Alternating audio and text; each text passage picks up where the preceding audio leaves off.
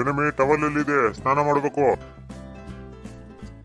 ನಿಮ್ದು ಯಾವಾಗ್ಲೂ ಇದೇ ರಗಳೆ ಆಯ್ತು. ಸ್ನಾನಕ್ಕೆ ನೀರು ಮತ್ತು ಸೋಪ್ ಇದ್ರೆ ಸಾಕು, ಟವಲ್ ಮೈ ಒರೆಸ್ಕೊಳ್ಳೋದಕ್ಕೆ ಬೇಕು. ತಿಳಿಸಿದ್ದಕ್ಕೆ ಥ್ಯಾಂಕ್ಸ್. ಗಂಡ ಹೆಂಡ್ತಿರಲ್ಲಿ ಥ್ಯಾಂಕ್ಸ್ಗೆ ಜಾಗ ಇಲ್ಲ.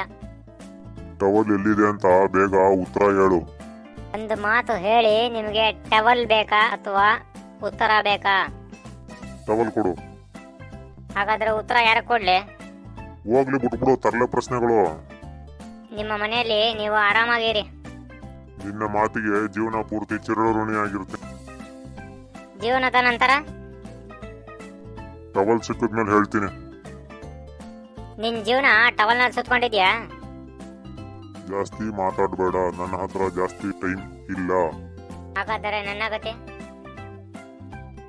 ಸಮಯ ಕಡಿಮೆ ಅಂದರೆ ಆಫೀಸ್ನಲ್ಲಿ ಮೀಟಿಂಗ್ ಇದೆ, ಬಾತ್ರೂಮ್ನಿಂದ ಹೊರಹೋಗು. ಬಾತ್ರೂಮ್ನಲ್ಲಿ ಮೀಟಿಂಗ್ ಇದೆಯಾ? ಬಾತ್ರೂಮ್ ಅಲ್ಲಲ್ಲ, ಆಫೀಸ್ನಲ್ಲಿದೆ. ಟೀಚರ್ಸ್ ಮೀಟಿಂಗಾ ಅಥವಾ ಪೇರೆಂಟ್ಸ್ ಮೀಟಿಂಗಾ? ಮೀಟಿಂಗ್ ಇಂದ ನಿನಗೇನಾಗ್ಬೇಕು? ಮೀಟಿಂಗ್ ನಿಂದ ನನಗೇನೂ ಇಲ್ಲ, ಅಂಗಡಿಯಿಂದ ಆಲೂಗಡ್ಡೆ ತರಬೇಕಿತ್ತು. ಆಲೂಗಡ್ಡೆ ಸಂಜೆ ಆಫೀಸ್ನಿಂದ ಬರುವಾಗ ತರ್ತೀನಿ.